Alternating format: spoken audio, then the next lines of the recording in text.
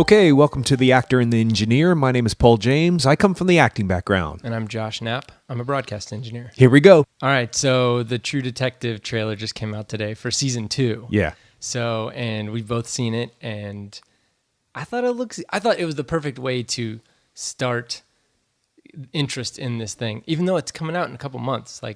June, I think, is when it comes out. Well, I think they're Yeah. I think they're a bit concerned, maybe worried, because the first one, they set the bar so high that you can't even compare. So I think they have to set the mood and the tone for the next one. And that seems like what they're trying to do. And I like how with this particular trailer, there's no dialogue. It's just like kind of interstitial things going on, introducing you to characters by them interacting with each other with just that haunting music that they found somehow. You know, they know how to pick music for that series. But the one thing that kind of worries me is that Colin Farrell, there's a couple of scenes in there where Colin Farrell's sitting with a bookcase behind him, looking all grimy, Smoking, looking like somebody is interrogating him. Yes. And I'm like, oh, yeah, is he going to pump the brakes? There's no way that they have to have some kind of new twist on it. They just have to, because So there's no there's way that they could even get close to what Matthew McConaughey. First of all, whoever inhabited Matthew McConaughey's body. It's not him. Have you heard my theory? I don't believe that's him. Okay. I mean, I just don't. His eyes are not the same. Watch him in that show and then watch something else he's done. It's like when a shark's eyes turn backwards or they go all white. Yeah, it's the same. It's unnerving what he does in that show. It's unnerving. I can't even think about it. I know it's him. I can tell it's him. I can hear that it's him. If you played his voice, I would know it was him. But there's nothing else about that is him. I don't know how to describe it other than the fact that I felt like something inhabited his body. I've jokingly said an alien because he is not, there's no, all right. There's none of that. There's nothing. He is entrenched in that character. Yeah, unnervingly so. So there shouldn't be anybody trying to do that. Right. But and at the same time, a few clips kind of made it feel like he's going to be the brooding, smoking, disgruntled philosopher. So yeah, I got what you're saying. And also, I mean, the good things about it are Rachel McAdams looks good in it. Yeah. I mean, she looks like Vince Vaughn. Vince Vaughn was the one that I was like, okay, now have you seen him in anything serious? Yeah, absolutely. He did that movie with Janine Garofalo where years ago, something Clay Pigeons. Clay Pigeons? Yeah. That was kind of... Yeah, where he played the father. Oh, that's right. Yeah, he's but very I thought good. That was more like a black comedy type thing. Well, he's not buffoonish, for lack of a better term. He's not... Joaquin Phoenix was in that too, wasn't he? Yeah. Yeah. Okay, I think I do remember that. Yeah, and then of course, the remake of Psycho, which we've talked about briefly about why bother. I don't think that's his fault per se. Yeah, I mean that might have just been a job for hire. I don't know. Well, I mean, he probably tried to step out of his box, which is fine because he was getting a little bit typecast, which is what Hollywood does. Yeah. So, but no, I've seen him in a couple things that I thought, no, he has some chops. I have faith in him to do something interesting. We'll see though. But yeah, it was a bit of a shock to see his name. I didn't know he was in it. Yeah, I had heard that a long time ago, but I've forgotten. And then I saw the trailer, the teaser trailer today. And who's the other guy? It's Taylor Kitsch from Friday Night Lights. Is that? See, yeah, I haven't seen it. He was in. I didn't see these movies. I recognize this guy. He was in John Carter, and he was in Battleship. Those are the other two big movies. Okay, that's what I've seen. That he's been in. But he was really good in Friday Night Lights. That's a great series. I mean, that series, it's kind of an undertaking because there's like 5 seasons and it's 22 episodes. My friend Nancy said it's the best show she's ever seen on TV. I wouldn't say that, but I would say it is a show that will make you... You know what? It might really make you enjoy, Undefeated, that documentary that I showed you. Imagine that, but with bigger character arcs and more in-depth story lines and well fleshed out characters. I mean, it's good. It's really on the good. list of I've got to see it, but there's just always something. Now it's Game of Thrones, so yeah.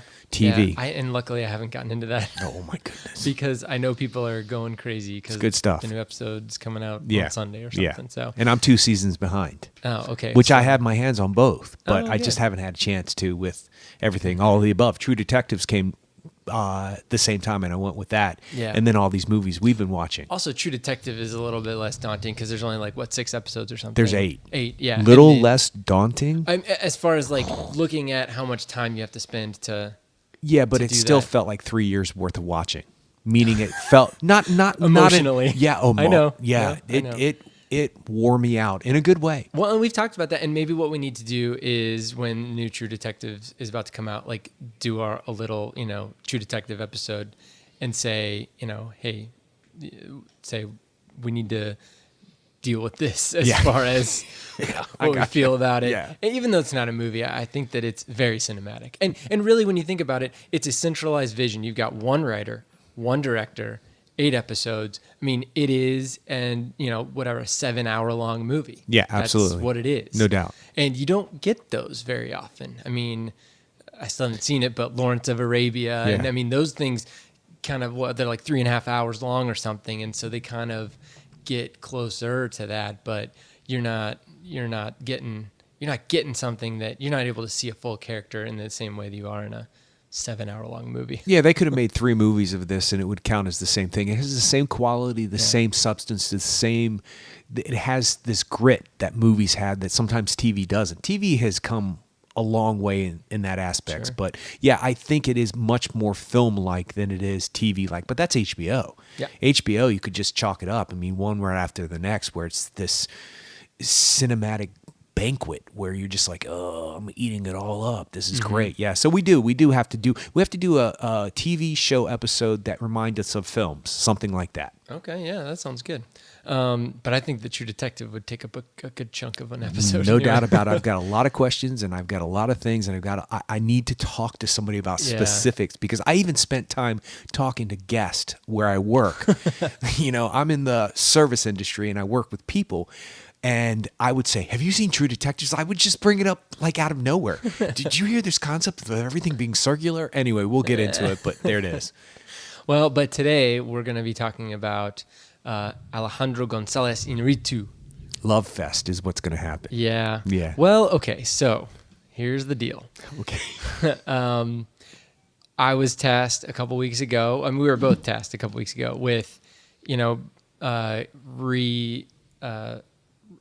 I needed to revisit some of the movies that I'd seen before.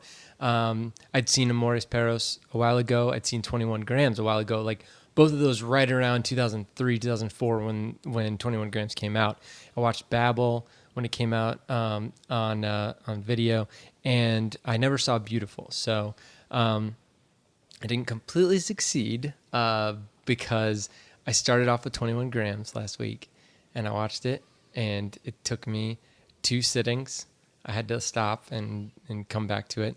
Amores Perros took me 4 sittings. Me too. And, That's the first time I've seen it, though. Okay.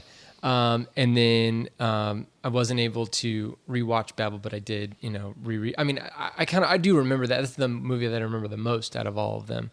And then Beautiful, I started, but I wasn't able to finish it. So, and these movies, like I had to watch Top Gun a couple nights ago because like I needed some sort of a palate cleanser. I got exactly what you're saying. Because you can't just sit in that for a week or 2 weeks. You can't. No.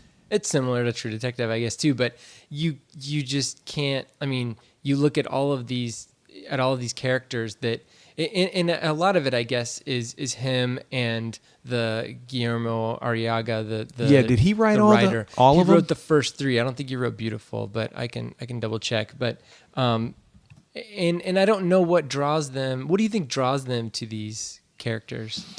Well, Or these storylines, really. I mean, I actually did better than you because I rewatched 21 Grams, bought it, Ed McKay, bought Babel, rewatched Babel, rewatched Birdman, finally saw Amores Perros, and didn't see Beautiful again, and I said 21 Grams. Mm-hmm. So I think at first I thought it was about validation and finding love, but it's not. It's about reconciliation. It's about finding yourself through whatever the trouble that's happened in your life. Mm-hmm. Redemption. It's about redemption. So, and I think it's also accepting where you're at this moment and beginning to move forward. Yeah, because there's a quote at the end of, I think it's Amores Perros, it says something about the past and how we will always move, but the past is right behind us. Something like that. I forget the quote's in Spanish, but they subtitled it. I'd have to see it again, but it made me realize that once again, just like we've talked about directors and writers, playwrights and authors all seem to tag one theme and then just change the storyline around that theme. It's the same with him. It's the same with Alejandro Gonzalez Iñárritu. With those three movies, I mean, Beautiful is a little bit different. It seems like he didn't write Beautiful, by the way. Yeah, but it's still the same kind of redemption, that there's something not right in his life, his past. He didn't do something right. Something is not on point, and he has to do all this stuff, jump through hoops, for lack of a better term. Same with Birdman. Yeah, It's but Birdman has a comedic aspect to it where. Barely though. I mean, it's there because Edward Norton comes out of bed excited. It's there because you're put into strange situations. It's there because they're making fun of people in the theater because it's easy, and that's just the way it works. I mean, I think the Birdman specifically. I mean, like when he's like, at the very beginning, and the voiceover says, "This room smells like balls." Yeah. I mean, it's like, so you kind of start off with that kind of that level, as a moviegoer, you're like, okay, all right, so this, I can't take this completely seriously because there's a tone that's being set initially. So let's move forward with this, as opposed to everybody being completely serious, which they are in Amores Perros, 21 Grams, Babel. Yeah. I mean, it is. Yeah. There's nobody's cracking a smile in any of those movies. Yeah, there's a little bit of humor here and there. You're right. I see what you're saying, and maybe, but I still think that Birdman teeters on that strange kind of serious tone that he has. I mean, it's there. Like, it's all or nothing for Michael Keaton's character in that movie. And it's comical because he's walking through Times Square in his underwear, but he's devastated. He's freaked out when he's doing it. Like, you get to watch different, before I forget, idiosyncratic watching. Remember when I said there's a term for when you watch a movie a second time, you're not watching it for the narrative or the plot line. Oh, okay. And you just mentioned another thing that we talked about I couldn't remember last week, the character's arc. I couldn't remember I kept saying the circle, the peak, what was it? Okay. It's the arc. Okay. Same with idiosyncratic watching. The first time you watch a movie, you watch it for plot line, how this character is moving to this character, and what's going to happen, A, B equals C. When you're watching it a second time, you're no longer needing to figure those things out. So you can notice different things, nuances, and you can watch a movie 1,000 times, and you never notice that red cup in the corner. You're like, what? Why have I never noticed that before? Idiosyncratic watching. Anyway, in Birdman, when he gets his bathrobe stuck in the door, it could have been a very farcical moment, but he is like freaked out that he's outside in Times Square, stuck.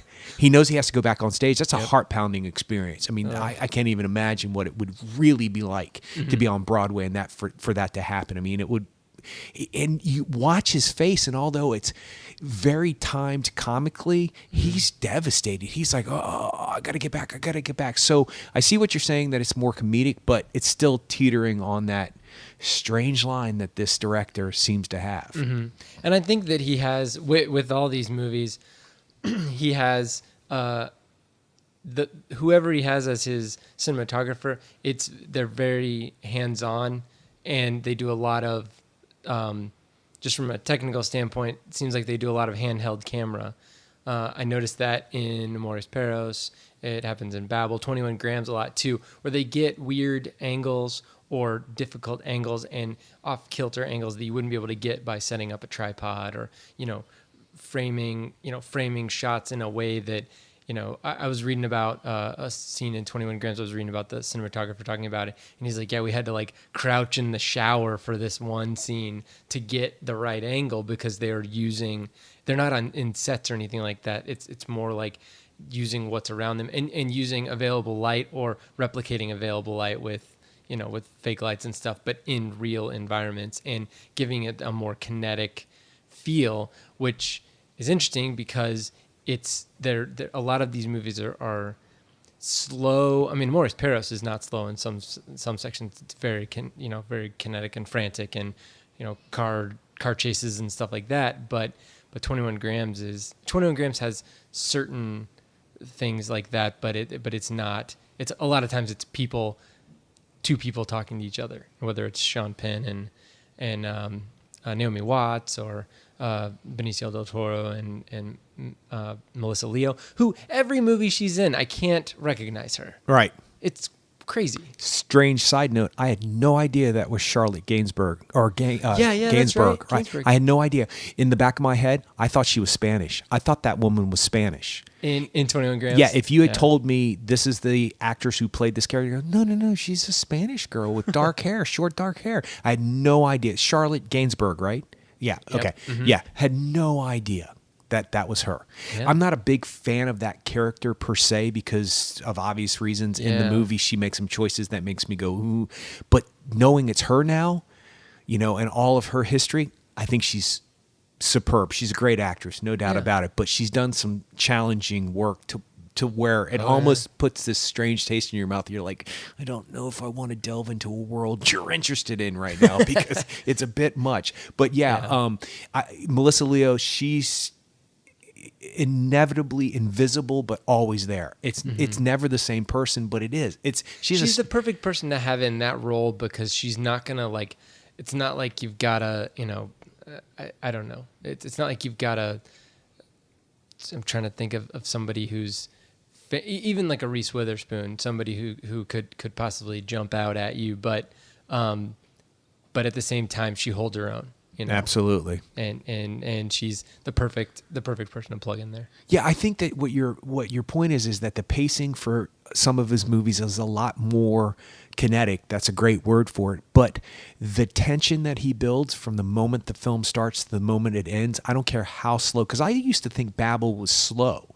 Mm-hmm. When I first I saw it, I thought this is kind of slow moving for me. Mm-hmm. I'm not that into it. I thought it was good, but I didn't think it was great. But it actually, the tension that's building the whole entire time is disconcerting at best, off-putting, and you really are on the edge of your seat the whole entire time. I don't care, even if it's a scene between two people in 21 Grams where they're just having dialogue. There's just this tension, and how he creates that, I have no idea. I don't know what he does to create the environment to get the performances he gets out of people. His performances.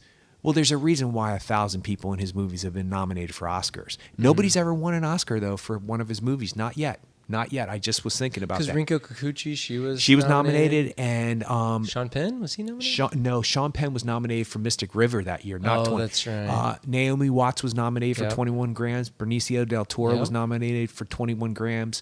What was the Japanese woman's name? Rinko Kikuchi. Yeah, she was nominated, and then Adriana Barzara, yeah, she was nominated. For Babel. She should have won.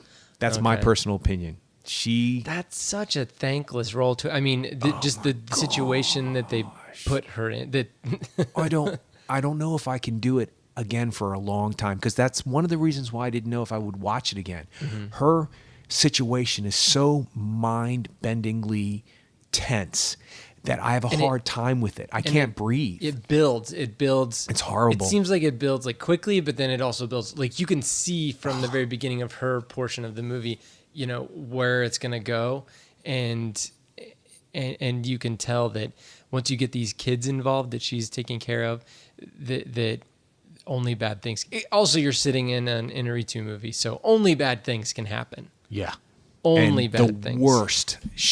The worst things happened to that lady. I feel so bad for her the whole entire time. She's just trying to go to a wedding. And I know. And then when she has to leave them in the desert, I mean, spoiler, but it's horrible. That look on that little boy's face, that little boy right there deserves a nomination. And that's Elle Fanning, by the way. Oh, really? Yes. Oh, 8mm.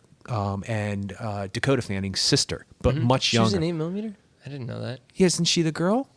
Oh, you're talking about... What am I talking about? You're talking about Super 8. Super 8, yeah. What'd I say? 8mm is that Joaquin... Really, yeah. No. That's a really bad Nicolas Cage movie. Right, isn't it Joaquin Phoenix too? Oh, I don't know. I never saw it. Plays the drug dealer? Yeah, I think so. Saw it. Yeah, it's not an easy movie to watch. It's sorry, Miss Fanning. What was it? Super 8. Super 8. Yes. It's the J.J. Abrams movie. She was amazing in that movie. Yeah, she's amazing. She's amazing when she's younger. But that little boy, and when she has to say, just stay here, just stay, it's horrible. And then she has to convince that that state Border trooper Patrol or the agent, border yeah. patrol, and the guy's like, no, come on, you're under. I was like, oh my God, give this lady a break. Okay, I don't know when to bring this up, so I'll just bring it up now because we're on this line. Did you watch Babel all the way through, or you didn't No. Here's what I did. I just read through a synopsis of it To refresh your memory. And I definitely, I mean, there are scenes that were popping out at me, as I was reading it. Okay. Here's something that's interesting, and it blew my mind. I've seen that movie 4 times. Once when it originally came out, a second time right after the Oscars, and yeah, it's okay. A third time like a couple years ago, and then just this 4th time. 4 times, and I've never noticed that she never goes through what you see her go through. Okay, when Brad Pitt originally calls, okay, and says, I want to speak to the kids, the little boy says, hey, Dad, blah, blah, blah happened. We got a hold of some crabs in school today, some hermit crabs. One of them bit my finger. It made me bleed a little bit. And he's like, oh, I'm sorry to hear that. It's before Cate Blanchett gets shot, all that stuff, okay? Then Cate Blanchett gets shot, and Brad Pitt calls and says, you need to stay there. And she goes, but my son's wedding is coming up. Her name is Amelia. My son's wedding's tomorrow. I need to go. And he's like, no, you need to help us out. So she ends up taking the kids, Brad Pitt and Cate Blanchett's children, who are in her care, to Mexico for this wedding. Okay. Then all that stuff, horrible stuff that they should have just given a second Oscar that year for. Jennifer Hudson won that year, which is, so be it. But I'm telling you, this lady, when they look back on it, they're going to be like, just give her an honorary one just for that one scene. But anyway, so then all the horrific things happen to her. Then Cate Blanchett gets flown out of Morocco or flown into Morocco, wherever she does. Brad Pitt calls and has that incredible scene where he talks to his son and has the breakdown. He's talking to Amelia, and he says to her, don't worry, Rachel, whoever Rachel is, I guess a sister-in-law, her sister, is flying in so you can go ahead and go. And she said, oh, thank you, Mr. So-and-so. Thank you, thank you, thank you. And then the little boy gets on the phone and says, hey, Dad, how are you? And Brad Pitt starts to break down because he's so happy to hear his kid's voice, and he realizes his redemption has happened. He is in love with his wife. He has proven his love for his wife. Anybody who's seen the movie can follow this. It might be a little hard for somebody to follow it, not knowing. Anyway, the little boy goes, oh yeah, we got some hermit crabs in school today, and one of them bit me. It bled a little bit, and Brad Pitt is crying the whole entire time. Iñárritu has made it set you up to now wonder, did any of that ever happen? What happened to her in the desert? Really? Watch it again. It's mind-blowing. I've seen it 4 times, and I never picked up on it. Side note, it made me feel a hell of a lot better about it, though. I did. I felt so much better. I was like... So who's creating this alternate... I have no idea because it's Iñárritu. So is Michael Keaton floating outside the window of Birdman at the end, or is he not? What's going on there? What's going on in Beautiful with those... Yeah, the kids seeing... The first one I saw, the only one I saw was he sees a kid who's supposed to be dead sitting there looking at him, and then wait till you see the rest of it. Has some sort of they're like hanging upside down on the ceiling over top of his head. It's horrific. The whole idea is horrible. But I'm telling you, Amelia, the housekeeper, the caretaker, for lack of a better term, she is on the phone with Brad Pitt at the end of that movie, and he says, don't worry, so-and-so is coming, you can go ahead and go. And she goes, oh, thank you, thank you, thank you. And then the little kid gets on and says the same thing about the hermit crab, because this time that I saw it, when the first conversation happened with the little boy, I thought, oh, that's cute. That's exactly what would happen to a little kid. And that would be the first thing he would tell his dad, is that a hermit crab bit him, or, So why would he tell him exactly again about today? And why would he say, it's okay, you can go ahead and go? And she's so thankful. Because in the movie, she gets deported. And when she's in the deportation center, and that guy's horrible to her. And she's like, I've lived here for 16 years. She has another scene that's warranted of an Oscar too. Let me stress that enough. But she says, I have had this life for 16 years here. And he goes, we've contacted your boss, your ex-boss in Morocco. He's not going to press charges, but you need to voluntarily deport yourself. And she does. And then you see her on the side of the street, and her son comes, picks her up in Mexico. So why is she on the phone with Brad Pitt at the end of the movie? At the very end of the movie? Because she got deported. So she didn't get deported, Iñárritu. I'm telling you, dude, he's mind-blowingly what just happened. Okay, but that doesn't give. I mean, from somebody who likes narratives that will follow, that you can follow, even if it's complex, even if it's a primer, or even if it's a, you know, You like adaptation payoffs or something. You like payoffs. You know, yeah. I mean, there's things, or even Eternal Sunshine. I mean, like you can go through and you can analyze it. You can be like, yes, yes, yes, yes. I want to look at it from this lens.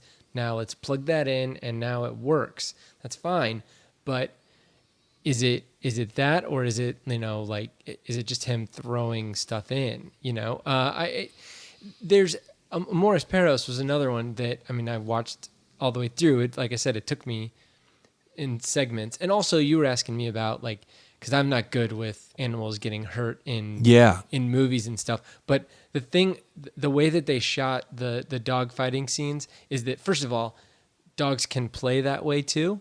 And when you see the dogs that are laying down and they got their tongues out and there's red all over them. I mean, you know, my wife's a vet, and I've seen dogs that have come in. She's shown me that that dogs can come in who've, like, gotten into their owner's pot stash. Oh. And they look exactly like that. Whenever they sedate a dog for procedures, like to do imaging or anything like that, then that's exactly what they look like. Tongue out, all that. So I've seen that before. And I mean, you just throw some, you know, fake blood on them, and boom. Now, so how did they get the dogs to do that in the movie, though? They didn't. They sedated them. I'm sure they did. Is that legal? Is that okay to sedate a dog? Yeah. For the purpose of making a movie? Well, it's Mexico, so just hold on. Well, so there shouldn't be. I mean, because I kept thinking to myself, isn't the Humane Society like throwing a fit over Not Jonah? in Mexico. Okay. I mean, I wouldn't. I don't think so. But it was shot in Mexico and Right. and set in Mexico, and I don't think that there are any. You know, I don't know if there's any rules or not against it. Also, it was done in, like, whatever, 1999. Yeah, 2000, that's what I was thinking. Is maybe the laws are a little bit different now. And So they may be now in Mexico. I'm not sure, but I knew the whole time that none of these dogs were getting harmed, and so that helped me a lot to deal with it. But the one that got me the most is there's a section in the middle of the movie where a dog goes into, like, a crawl space type thing and doesn't come out, and, like, that was it for me. Like, I could not handle that, and it wasn't even that cute of a dog or anything. But well, I kept thinking to myself, how are they sleeping? How are they actually going to bed? Exactly. Yeah, with this what thing. the heck is, what, like 4, 5, 6 days? Yeah, it had been a while. Yeah, 2 weeks. Yeah. What the heck? Dog's not eating. There's rats down there. I mean, what are you doing? Get somebody in there. Rip it up. Do what you need to do. It's a living animal. What I was confused about with that is that I had all that reaction, by the way, too. But why did the dog get stuck down there? I didn't quite get. I mean, if it had gotten stuck, if his leash had gotten stuck down there, I mean, why was the dog stuck? I don't know. down? It was injured. Like, it had a head injury when they finally. That's the other thing. The dog.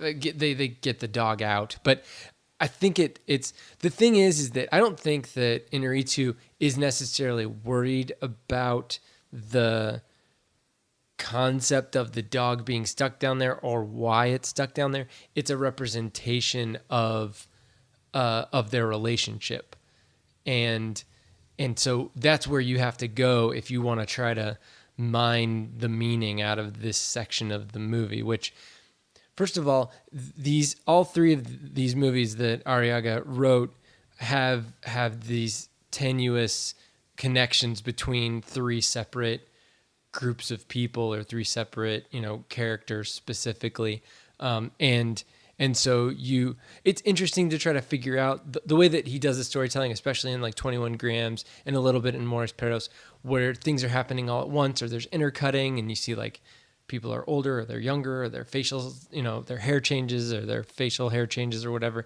You can be like, oh, well, this is like, I got to be on guard. This is like a flash forward, or this is a throwback to an earlier time or whatever. You've got to stay up on it. And I think that's maybe one way that Inarritu and the writer figured out to keep people interested, or a way to keep them engaged, because if you just laid all these out front to back, it may not be as grippy. It may not grab you as much, but still, these characters and how they fit together. I don't know.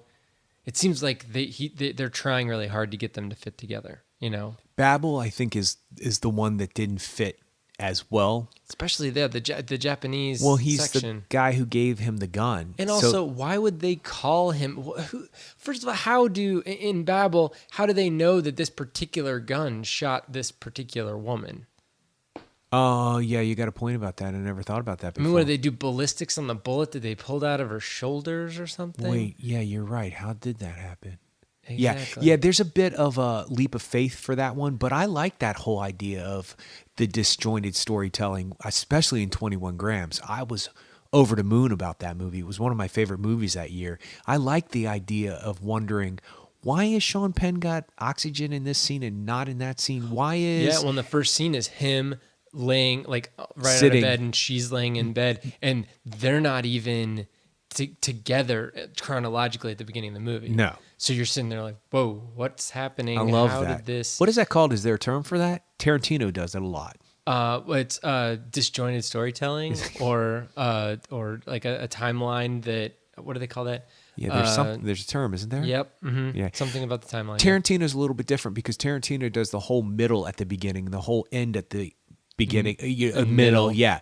Iñárritu does something different. He intersperses those things. And I think with Babel, I think it just got, without, for lack of a better term, it got lost in translation. I think his actual point was already made a half an hour before he made it, and he needed to just get out. But he had such great performances and such an interesting idea. And that last shot of the two of them on the, I don't know if you remember, on the penthouse, the Japanese man, and that long shot. Also kind of weird though. Yeah, totally. But he does it in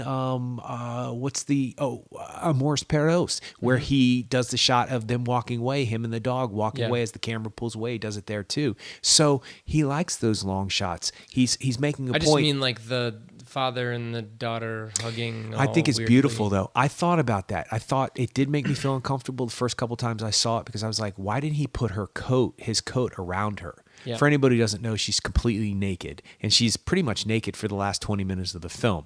Good for her. Worthy of an Oscar nomination that she's just literally strips down bare, shows her soul, literally. And she can't talk. No, I mean, she's a deaf and mute. she's mute. Yeah, poor thing.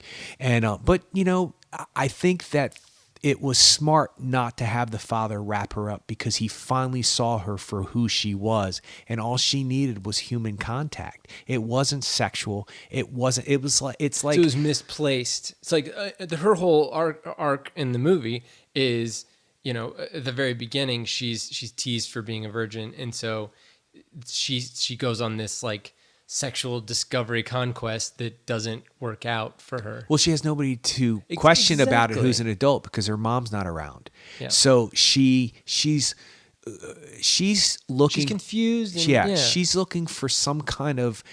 She's reaching out to people for some kind of connection, and she needs something deeper than just a sexual connection. And I think that's what the cop represents when the cop comes to her apartment and she takes off all her clothes, and he's like, "Wait, whoa." He never berates her. He never yells at her. He never says you're disgusting. He just says, "What's going on with you?" He sits down. He's very calm with her because she's reaching out and she has no way of communicating it literally. Yeah. That she really, and she says it at the beginning, when my mother was alive, she used to pay attention to me. She used to listen to me. And she's really saying a lot more at that point. So at the end of the film, it is uncomfortable because it is a fully grown woman naked with her father watching. It's a strange phenomenon, but this time I took it as the same as if, like when you have to give your kid a bath when they're sick, they're completely vulnerable, they're completely naked. Yeah. You're not thinking anything sexual. It's not sexual. It's about, It's just she's been so sexualized throughout the movie. she tries to be. That's what I mean. Like yeah. she's offering herself Yeah. in that way. And when you watch it again, there's a look on her father's face where he registers, I should cover her up. And then he goes, wait, I don't think I've seen my daughter before. I'm now seeing her for the first time. Not physically, As just a like human being as a human and not being. as a little Why kid, is she yeah. standing here naked? What have I missed? And she turns and she looks at him and she's devastated, dude. I mean, devastated. Just, oh, soul breaking. So the performances are great. And I think it ties it together for me for those loopholes or those, yeah, what did they do ballistics on the bullet? That's a good point, because how did they figure that out? But all of the performances woven in between make up for anything for me with all of his movies. Any kind of disconnected thing that I think doesn't work is always filled in by one of their performances, all of them, in every one of his films. Yeah. And do you think that they're using these things as gimmicks, these tying together pieces? Like in both Amores Perros and 21 Grams, it's a car wreck. And the car wreck's not the focus necessarily of either of those movies. I mean, what happens after the car wreck is obviously the focus, but it's not. But it's the way they get all these people together. Well, it's just it's a tragedy that joins people together. It's like, because he shoots a gun in one movie, does the same thing as the parallel something in Babel because he uses a gun. He does everything for birds, though. I don't know what that motif is all about. So he does have motifs. So maybe he does have something about, people crashing into each other, and that's how they're connecting. I don't think that they're gimmicks per se. I think that they're strong plot line navigators. But he didn't need to do that in Birdman. I mean, his centralized theme was the theater, but he still had the ability to have a bunch of different characters. Right, but I thought about this. Sorry to interrupt. Sure. I thought about there's a difference between Birdman, Beautiful, and the rest of the films. Okay. Birdman and Beautiful centralized around one character that all of them circle around. Okay? Fly around. Okay? The other ones are interconnected, supporting characters working together to form the narrative. It's not one main character. Yeah. So I think those two, Beautiful and Birdman, are different in the fact that you don't need a connecting thread between Edward Norton, Emma Stone, Naomi Watts, all of the above, because the connecting is the theater, the connecting is the play, is Michael Keaton's character. Same with Beautiful. Javier Bardem is the connecting figure for all of them. So you don't need one centralized accident to make them all connect, or one centralized shooting, killing, whatever it may be, dogfight, whatever it may be, to connect them. So I think those two films are different. And it seems like he does one or two films with these multiple casts that all connect or try to connect, and then one about one guy who's connecting to a whole bunch of people, and then multiple cast, and then Birdman, so forth and so on. Okay. Well, and it seems like Amores Perros, they've got the car crash, and then they've also got the dogs that are tying things together too. I mean, do these seem like tropes? No. Or okay. Not to me, because I just think they're motifs. I think that they're a vehicle, for lack of a better term, that allow the audience to go, okay, yeah, that person is on the side of the road when that car accident happens. That's how he gets this. That's how he gets the dog. That's how he gets this. That's how he gets the gun. I'm talking about 3 different movies here, but it's just a vehicle to connect them. It makes perfect sense to me. I think I don't really see that as a gimmick or an issue for me. I mean, maybe I think about it a little bit more. Maybe I'll see it differently, but no, it doesn't seem like that to me. Okay. I mean, it's just, to me, it's interesting that he had this connective tissue of the dogs and the car crash in the first movie that he did with Arriaga. The second movie was 21 Grams that they did together, and then they still have the car crash, but they don't have dogs or any kind of secondary type thing to pull things together. And then you have Babel, where you've got an event, same thing, but is it, is he making a statement on guns, or is he making a statement on violence or anything like that? Or is it just it goes back to the same thing where it's a director or a writer is attracted to he's telling the same story over and over again, just with different characters in different situations. So if a conflict has to happen and it's a life-altering conflict, this particular one happens to be about dogfighting or a car accident. This one happens to be about a gunshot. This one happens to be about staging a play. It's just a different type of, it's a different colored car to get down the same path. And I definitely feel like he's moved. I mean, he hasn't worked with Arriaga in a while, but I feel like he's moved to the point where he can boil down things and change things and tweak things now that maybe he might not have been able to do. But he's definitely got a fingerprint, because especially those first few movies, you can feel it. You can feel this, like, it seems initially like it would be slow, but then it's also this ratcheting tension too. Yeah, I think all of them have it. Yeah. Because I noticed that watching Birdman, and I will have to say this, I was a little afraid to watch Birdman again because I was a little afraid to go, okay, this wasn't as great as I thought it was. Yeah. 20 minutes in, I was like, this is great. We were right about this movie. Yeah. Nothing has diminished. Yeah. It popped, it sizzled, it fried just like it did the first time I saw it. I was Yep. lifted. I was flown away, no pun intended, or pun intended. And his performance, I'm going to see Theory of Everything again. I'll say that. But really? yeah, I will. Yeah, absolutely I will. Absolutely. Okay. Because I just watched Birdman again, and I'm convinced Michael Keaton, I would have voted for Michael. Well, I said Bradley Cooper, but I was shocked that Michael Keaton did not win the Oscar. And somebody asked me, well, why? And I said, look at what he had to do. I think we've talked about this. He had to do all of this, be the main character, and he had to repeat those 4 lines over and over again about, why doesn't anybody love me? And when he finally takes the stage at the end and he says it, oh man, I was crushed again. I felt so bad for him.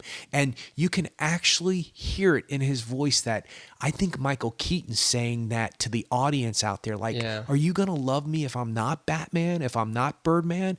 Why don't you love me for what I can give you? Look at this.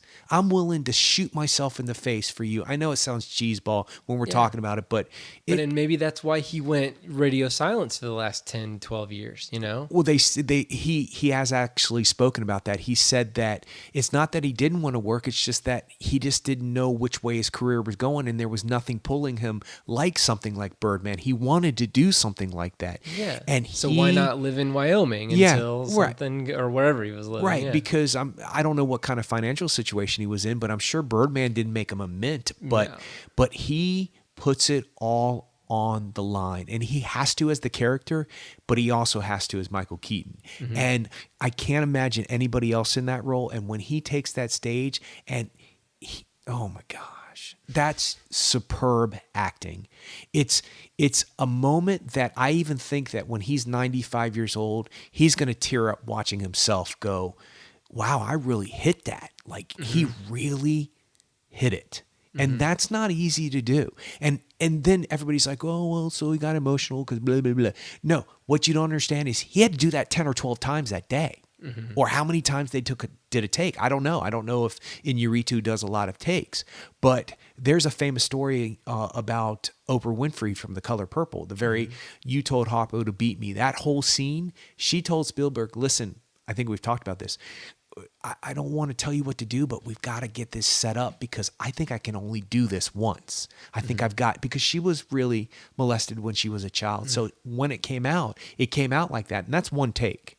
So I know that does happen in the movies, but that's really uncommon. Yep. They do 16, 17, 18. They got to shoot it from here. They got to shoot they it from got to there. get coverage. Yeah. Yeah, because if you want to intercut anything or change a line, then you have to have something to cut to. And here's what's so great about Birdman on top of everything else that I've just praised it about. Remember how we were talking about those weird shots?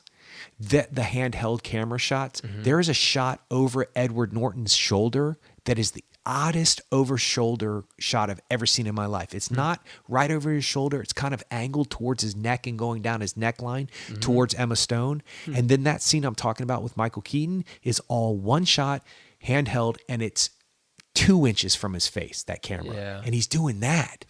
So, I mean, good for Eddie Redmayne. I'll watch it again. I'm going to give him the benefit of the doubt. 6,000 people of the Academy thought he should win, and he did. Congratulations. But there's something, I think it's going to be a footnote in Eddie Redmayne's career that Michael Keaton was right there, And I dude. think he kind of knows it, Eddie Redmayne. I'm wondering. Yeah. I'm wondering.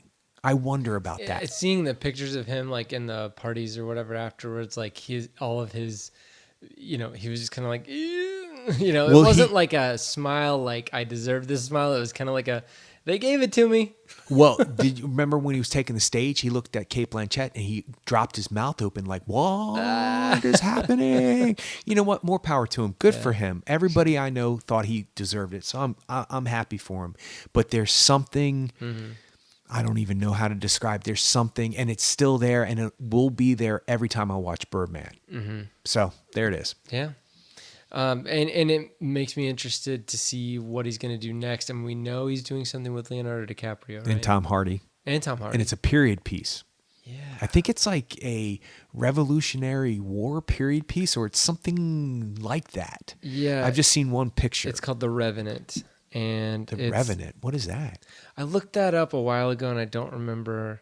It's not like hard enough to pronounce all of the actors in his movies and his name and the writers. Now we have to worry about a title. I can barely say Amores Perros. It's got Domhnall Gleeson in it too. Who's that? We talked about him last week. He's in Ex Machina, and which comes out this week, and he's also in what was the one that got it for you? About Time. Oh yeah, okay. Yes, I know exactly. The who it- redhead. And that movie's called Ex Machina. Is that Deus Ex Machina? Is that what that? No, it's referencing that. Okay. But it's just called Ex Machina. And yeah, it looks really good. Yeah, I saw it. I saw pictures and stuff. It looks interesting. Yeah, it looks really good. And so, is there any description about the new Iñárritu film? Yes, and I'm going to get the definition of revenant. A person who has returned, especially supposedly from the dead. So that's what revenant means. If you had lined up 10 directors and said which one would have gone with this plot line, I would immediately go to Iñárritu. Okay, So is there here's any the plot line. Okay. Just the description. The frontiersman Hugh Glass, who in the 1820s set out on a path of vengeance against those who left him for dead after a bear mauling. Not a real sentence, but that's okay. It's 2015, dude. Yeah, Most people know don't- sentence yeah. structure. Yeah. You know, I'm amazed they spelled all the words. I can barely speak correctly. the English language, so I'm not going to point my finger at anybody. So, Looks like it was based on a novel. Iñárritu wrote the screenplay or helped write the screenplay, I guess. so is this is his first Yeah, he helped adapted write the screenplay. because he doesn't usually it's original. So this is all kind of new for him. It's a Yeah, I period guess so. piece.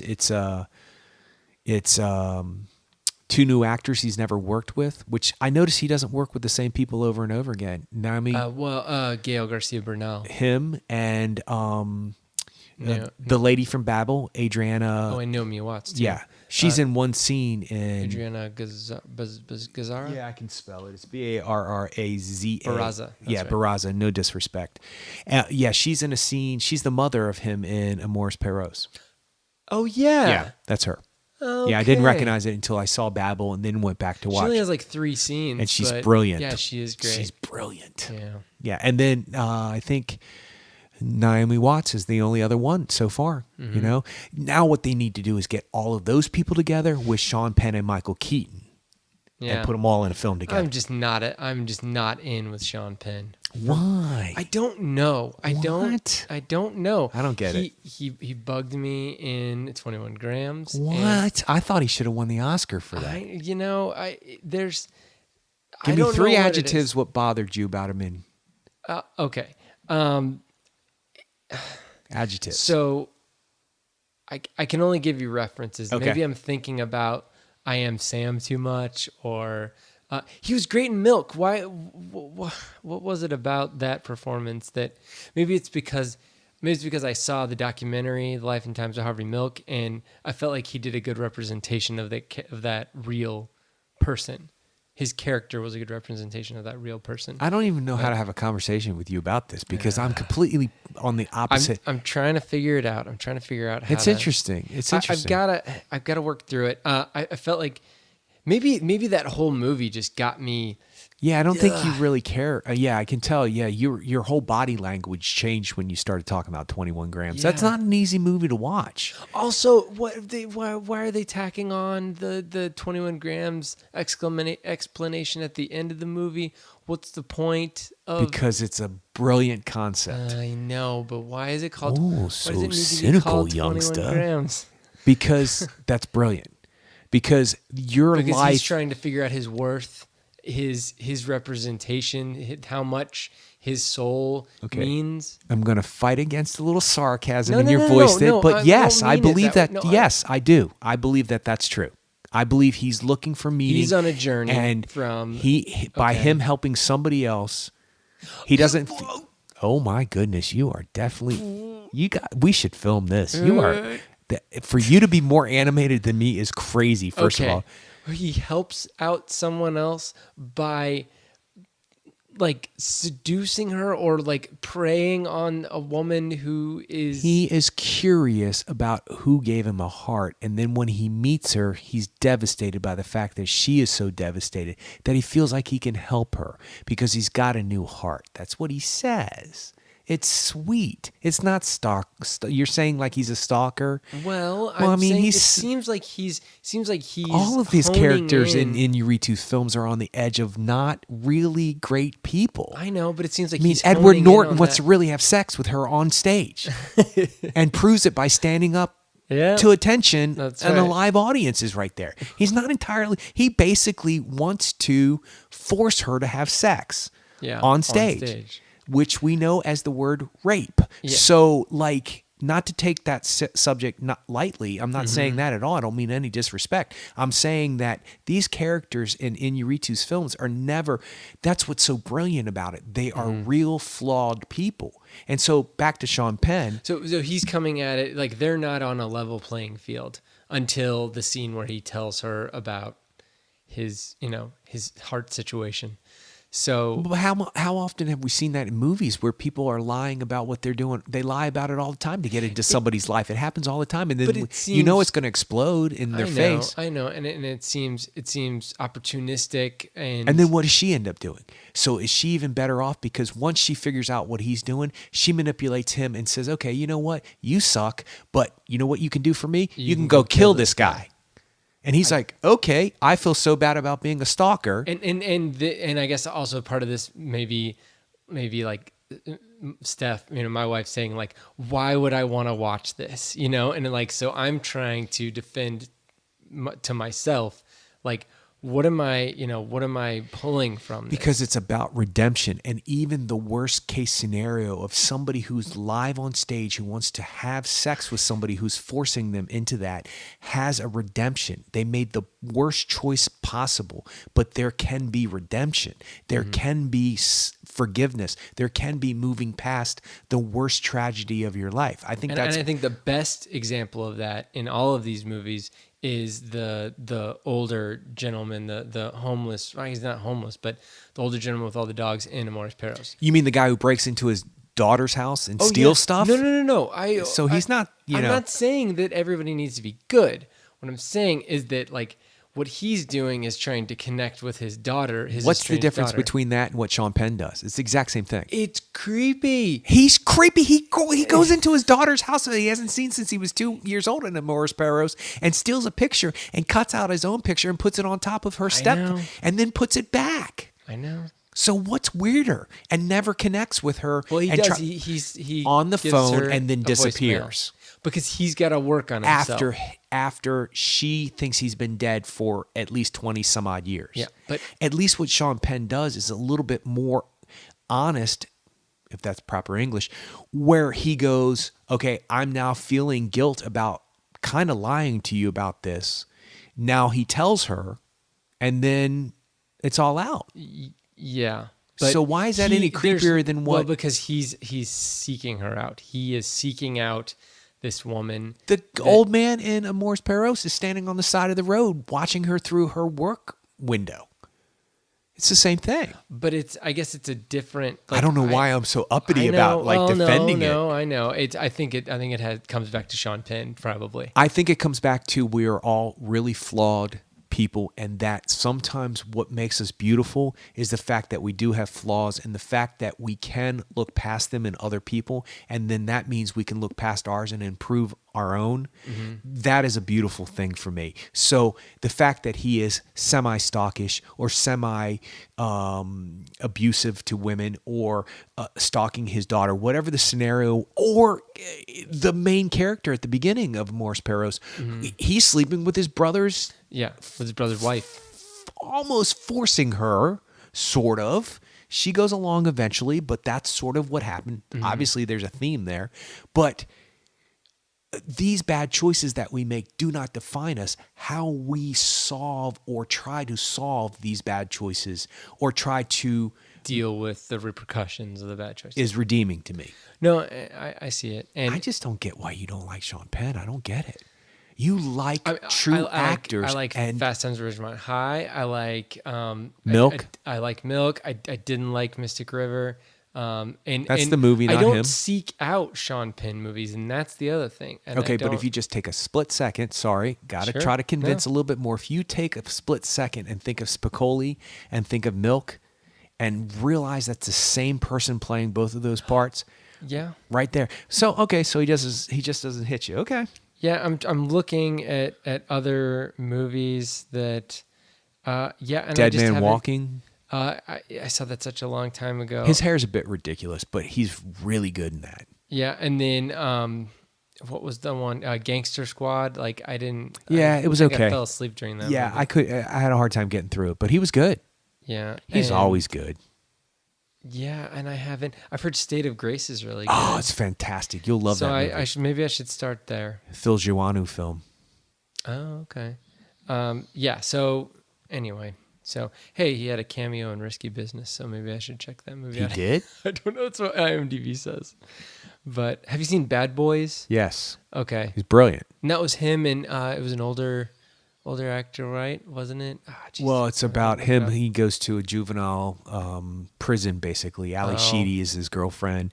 And what's his name? Who I'm thinking plays? of a different movie. Yeah, I can't think of his name.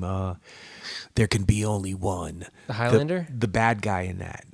I don't know. He plays the bad guy in Bad Boys. So Oh, okay.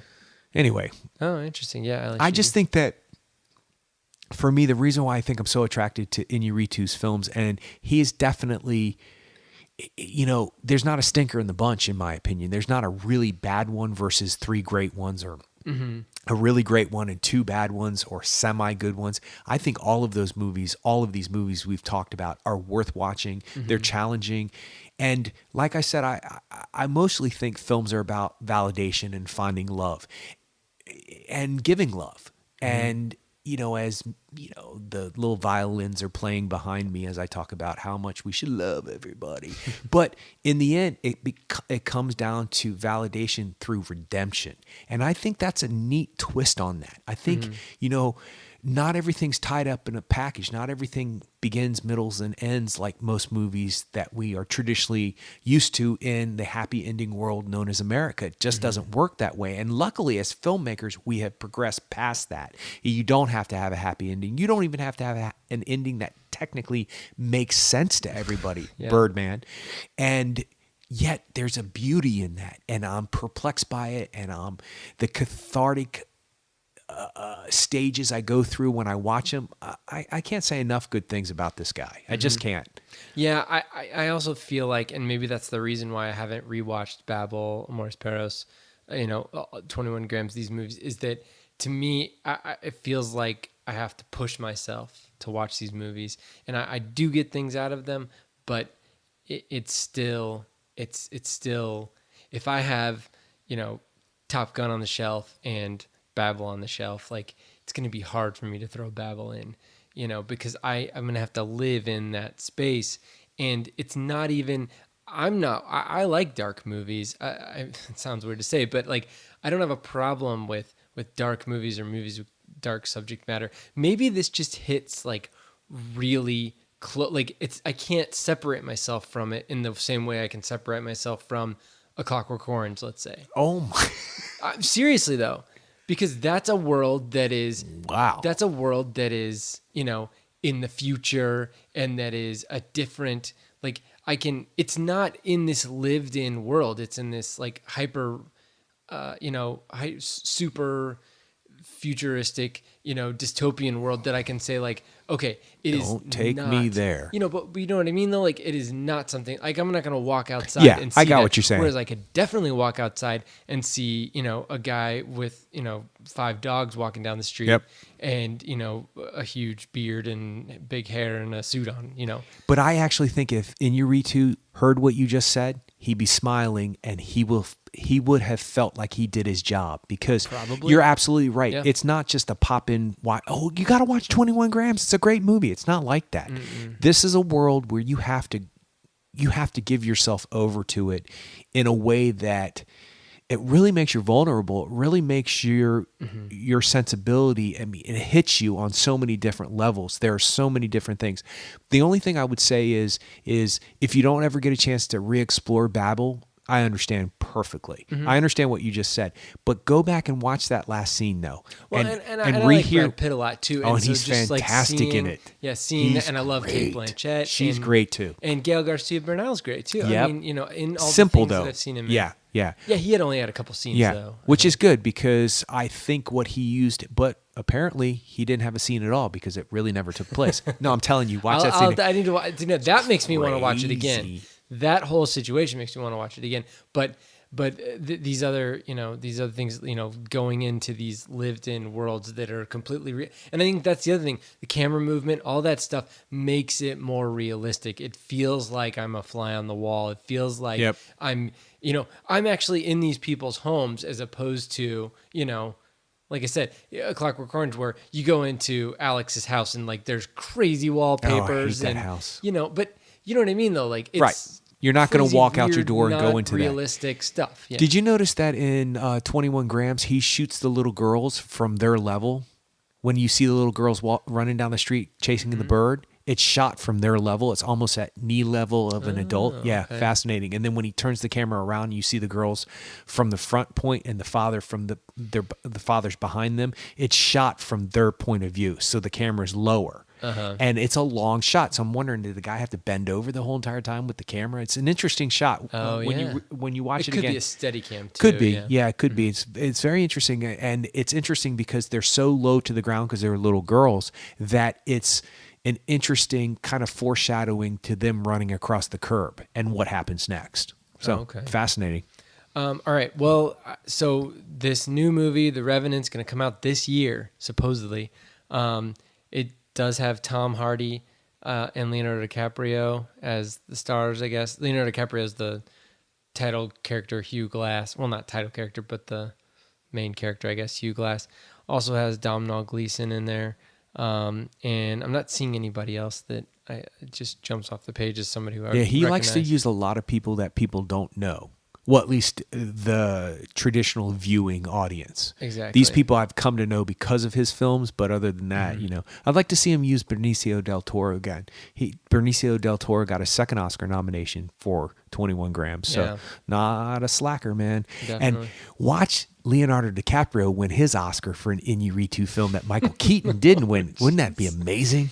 Yeah, when I felt like, I mean, after seeing DiCaprio in Wolf of Wall Street, it's like he's got one in him. Oh no, he's had about 10 in him. There's I always just somebody right in front of him. I don't know what. Yeah. It happens though. It happened to Peter O'Toole. It happened to Richard Burton. There was always just one person, just a notch in a different place, and they got the vote. So Yep. All right. Well, if you guys want to check us out on the web, well, actually, what are we doing next week? the rock and roll movies. Rock and roll movies. It was a recommendation from one of our listeners, and we're going to be talking about movies based on musical figures, Biopics of rock stars. Ish, yeah. So we're going to be doing that. So if you got any other recommendations, then let us know. You can go to our website and you can comment on there. It's actorandengineer.com. You can go to facebook.com/actorandengineer, and you can, give us a post on there, or you can tweet us at actorengineer. So we will see you next week. Until then. Bye.